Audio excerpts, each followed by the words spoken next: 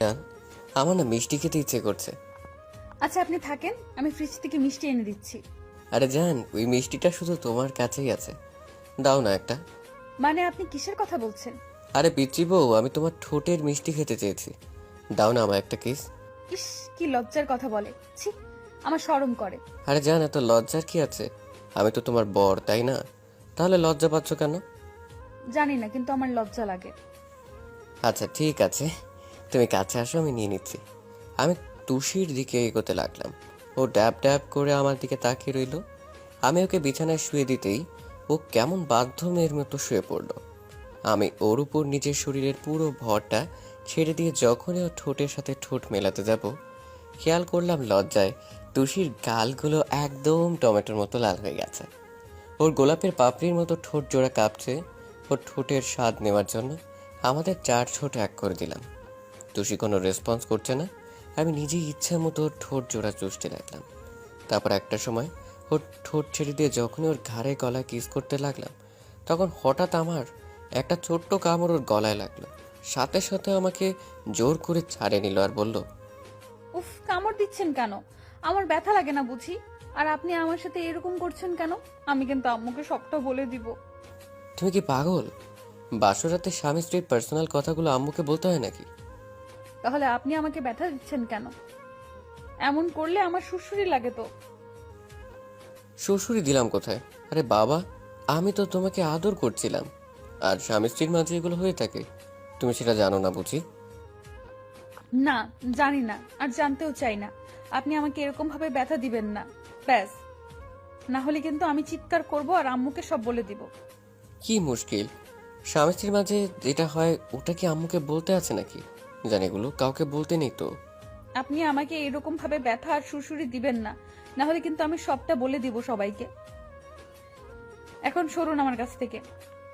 সব মেয়েরাই চায় তার স্বামী তাকে আদর করুক, তোমার কি চাই না? তাহলে এভাবে আমাকে দূরে সরিয়ে দিচ্ছ কেন? না, চাই না, আমার এমন আদর চাই না। যে আদরে ব্যথা লাগে আমার তেমন আদর চাই না। আপনি আমাকে ছাড়েন। ওকে, এখন আর ব্যথা দিব না, কাছে আসো। আর আজকে তো আমাদের বাসর রাত, এই রাতে এরকম করতে নেই জান। নিকুচি করেছে আপনার বাসর রাতে। সরুন আমার কাছ থেকে, না হলে কিন্তু আমি কান্না করব। ওকে ওকে, আমি সরে যাচ্ছি। আর তোমাকে টাচও করবো না, আর ব্যথা দিব না বলে আমি তুষির কাছ থেকে সরে গেলাম। আসলে তুষির বয়সটা একটু কম, তাই ও অনেক বিষয়ে অবগত নয়।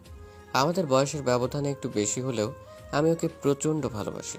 যেদিন আমাদের প্রথম দেখা হয়েছিল সেদিনই ওকে দেখে আমি ওর প্রেমে পড়ে গিয়েছিলাম। তারপর ওর পেছনে যখন ঘুরতাম ও আমাকে কোনো পাত্তা দেয়নি। আব্বু আম্মুকে বিষয়টা বললে ওরা তুষির বাসায় প্রস্তাব নিয়ে যায়। আম্মু বাসায় আসার পর জানতে পারি তুষি আব্বুর বন্ধুর মেয়ে। ওর আব্বু আম্মু বলেছে নাকি ওর প্রাপ্তবয়স না হলে ওকে বিয়ে দিবে না। আর আব্বু আম্মু ওদের কথাতে সম্মতি জানিয়ে চলে এসেছিল। আমি ওকে পাওয়ার আশাটা ছেড়ে দিয়েছিলাম। ভেবেছিলাম যাকে প্রথম দেখাতে ভালোবেসেছিলাম তাকে কখনোই নিজের করে পাবো না। কিন্তু কিছুদিন আগে তুষির আব্বুর স্ট্রোক হয়েছিল। তখন উনি আব্বুকে বলেছিল সুস্থ হলে তুষির বিয়েটা যত তাড়াতাড়ি সম্ভব আমার সাথে দিয়ে নিশ্চিন্ত হতে চান। কিছুদিন হলো তুষির আব্বু সুস্থ হয়েছে আর আজকে আমাদের বিয়েটা হয়ে গেছে। আর বাসরাতে কি হলো সেটা তো আপনারা জানতেই পারলেন। আমি জানি তো তুষি আমাকে ভালোবাসে না, শুধু ফ্যামিলির কারণে বিয়েটা করেছে। কিন্তু আমিই বা কি করব? আমি তো ওকে নিজের করে পেতে চাই, অনেক কাছে পেতে চাই। কিন্তু ওকে বোঝাতেই ব্যর্থ হয়ে গেছি কতটা ভালোবাসি।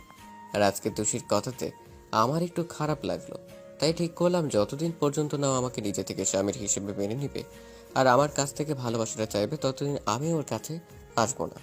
কথাগুলো ভেবে তুষির কাছ থেকে একটু সরে গিয়ে তারপর ওর পাশে শুয়ে পড়লাম। ও কিছুক্ষণ বসে থেকে তারপর গুটিসুটি মেরে আমার পাশে শুয়ে পড়লো। বিয়ের দিন রাত থেকেই আমি আর তুষিকে স্পর্শ করার চেষ্টা করি না, আর তুষিও আমার থেকে দূরে দূরে থাকার চেষ্টা করে। বুঝতে পারি ও আমাকে ভালোবাসে না, তাই হয়তো এভাবে দূরে থাকার চেষ্টা করে। কয়েকদিন পরে ঘটনা, রুমে এসে দেখি তুমি কাকে যেন ফোনে সেদিন রাতের কথাগুলো বলছে। তখন আমি দৌড়ে গিয়ে ওর কাছ থেকে ফোনটা কেড়ে নিয়ে বললাম, কি হলো, তুমি এসব কথা কাকে বলছো?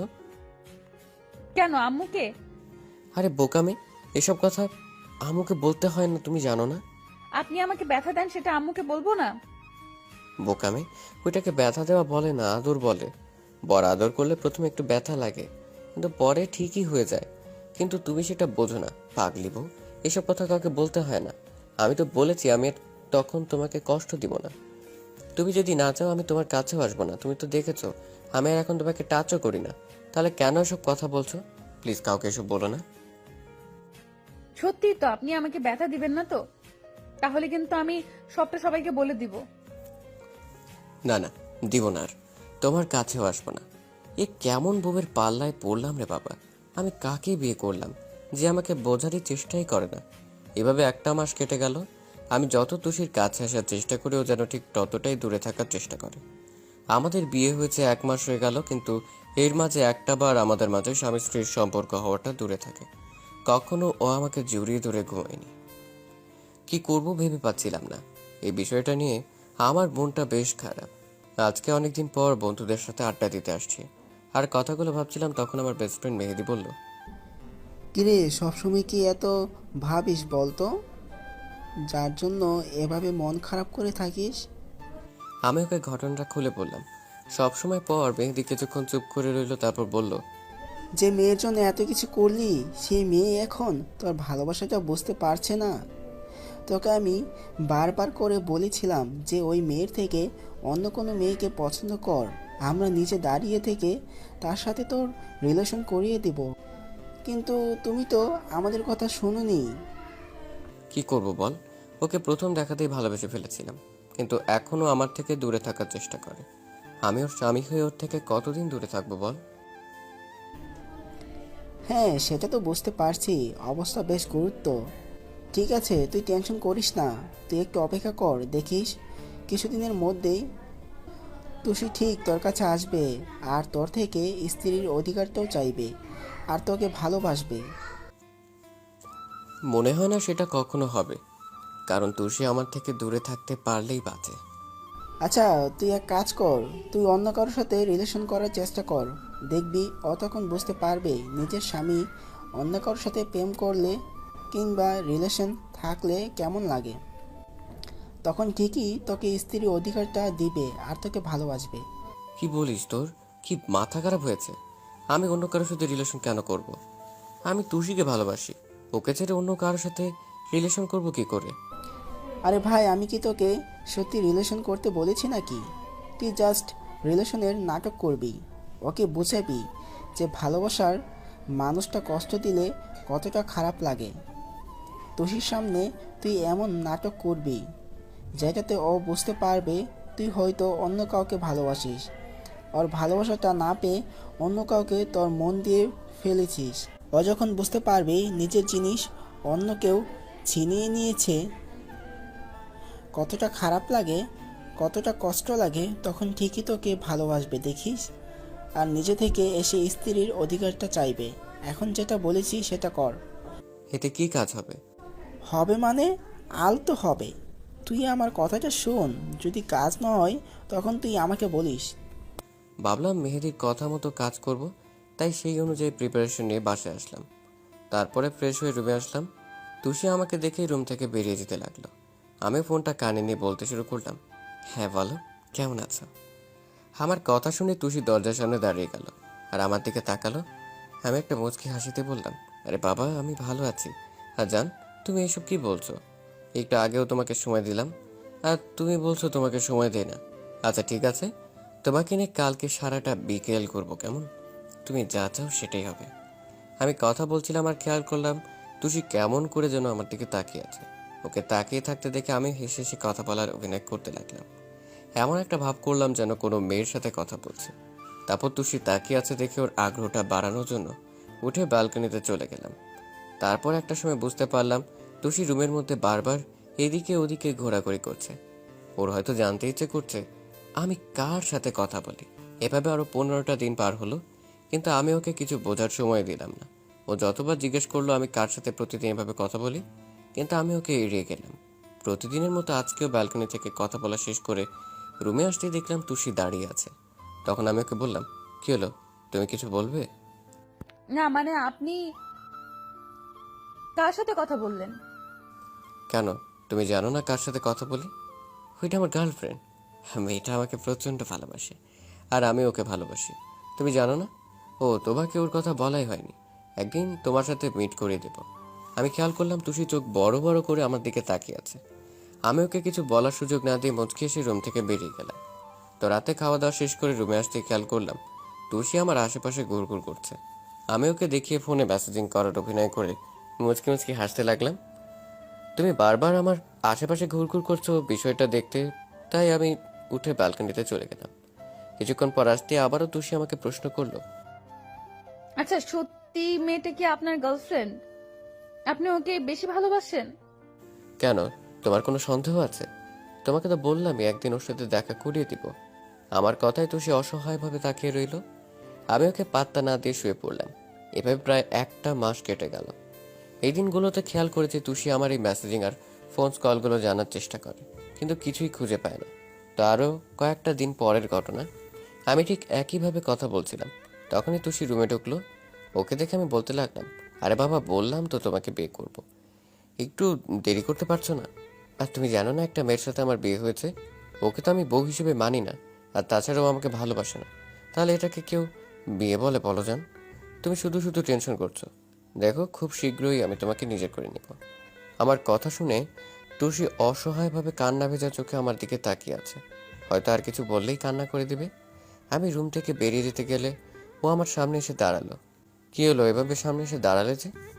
আগে বলেন ওই মেয়েটাকে, আর ওর সাথে আপনার কি সম্পর্ক?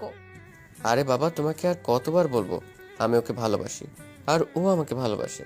মেয়েটা আমার গার্লফ্রেন্ড, কিছুদিন পর বউ হবে, আর যখন হবে তুমি সবটা জানতে পারবে। না না, আপনি ওকে ওকে বিয়ে করতে পারবেন না।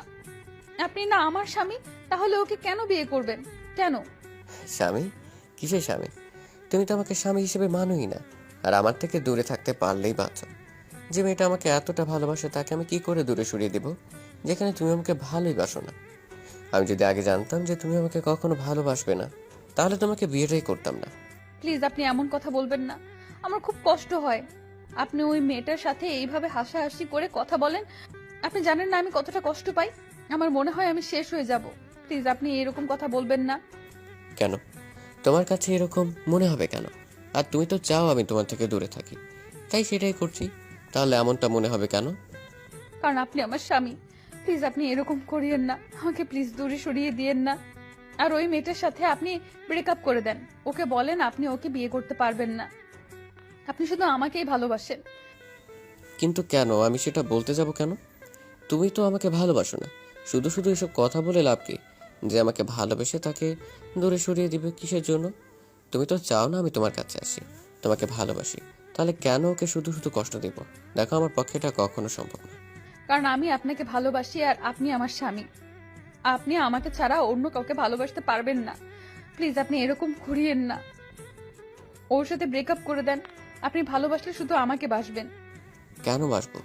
একটা সময় তো বাসতাম, কিন্তু তুমি চাইতে না আমি তোমাকে ভালোবাসি, তোমার কাছে আসি, তাই সেটা বন্ধ করে দিয়েছি। তুষি কান্না করে দিয়েছে আর বারবার ফুপিয়ে উঠছে। আমি আর কিছু বলছি না দেখে তুষি বলল, আমি আপনাকে ভালোবাসি আর এখন চাই আপনি আমার কাছে আসেন, আমাকে নিজের করে নেন। প্লিজ আপনি এরকম বলিয়েন না, আমার খুব কষ্ট হয়। জানেন আমার খুব কান্না পাচ্ছে। প্লিজ আপনি এরকমটা করেন না, তাহলে আমি শেষ হয়ে যাব। না, আমি এখন চাই না। আজকে 2টা মাস আমাদের বিয়ে হয়েছে, তুমি কখনো নিজে থেকে আমার কাছে আসোনি, আর চাওনি আমি তোমাকে নিজের করে নিই। তাহলে কেন আমি তোমার কাছে আসবো? তারপর যদি তোমাকে আদর করতে চাই, তখন তুমি ব্যথা পেলে তোমার আম্মুকে বলে দিবে। তাই আমার পক্ষে এসব করা সম্ভব না। আপনার যা খুশি তাই করিয়েন আমার সাথে। দরকার পড়লে আমাকে আদর করবেন, ভালোবাসবেন, কষ্ট দিবেন, ব্যথা দিবেন, যা ইচ্ছা করবেন। তাও প্লিজ ওই মেয়েটার সাথে ওরকম ভাবে কথা বলবেন না, আমার খুব কষ্ট হয়। তাহলে তো তুমি ব্যথা পাবে আর কান্নাকাটি করবে, তখন তোমার কথাগুলো পাল্টে যাবে। না, পাল্টাবে না। আপনি তো জানেন আমি আপনার থেকে বয়সে কত ছোট। আমি তখন বুঝতে পারিনি যে স্বামী স্ত্রীর মাঝে এই সম্পর্কগুলো হওয়াটা স্বাভাবিক, তাই এরকম ভাবে বলেছিলাম। কিন্তু আম্মু আমাকে সবটা বুঝিয়ে দিয়েছে, আর আমি বুঝতেও পেরেছি। প্লিজ আপনি এরকম বলিয়েন না। আমি এখনো চুপ করে আছি দেখে তুষি হঠাৎ করে আমাকে জড়িয়ে ধরলো। আমি ওর উপর রাগ করে থাকতে পারলাম না, ওকে জড়িয়ে ধরে তারপর মাথায় হাত বুলিয়ে দিয়ে বললাম, আরে পাগলি, কান্না করছো কেন? আমি তো তোমাকে বোঝাতে চেয়েছিলাম যে স্বামী স্ত্রীর মাঝে এই সম্পর্কগুলো হওয়াটা স্বাভাবিক, আর কোনো স্বামীর তার স্ত্রীকে ছেড়ে দূরে থাকাটা পসিবল না। তাহলে আমি 2টা মাস তোমাকে ছেড়ে কিভাবে দূরে ছিলাম বলো? তাই মিথ্যে নাটক করতাম তোমার সামনে। আমার লাইফে তুমি ছাড়া আর কেউ ছিল না। তার মানে আপনি আমাকে কষ্ট দেওয়ার জন্য এমন করেছেন? আপনি খুব পচা, খুব বাজে, শুধু আমাকে কষ্ট দেন। ওকে বাবা, এখন থেকে আর কষ্ট দিব না। না, আমাকে এক্ষুনি আদর করবেন, না হলে আপনি ওই শাকচুন্নিটার কাছে যাবেন। আরে বাবা, বললাম তো এটা একটা নাটক ছিল, তোমাকে কষ্ট দেওয়ার জন্য এমন করেছি। আচ্ছা ঠিক আছে, যাবো না। এখন তো কান্না থামাও।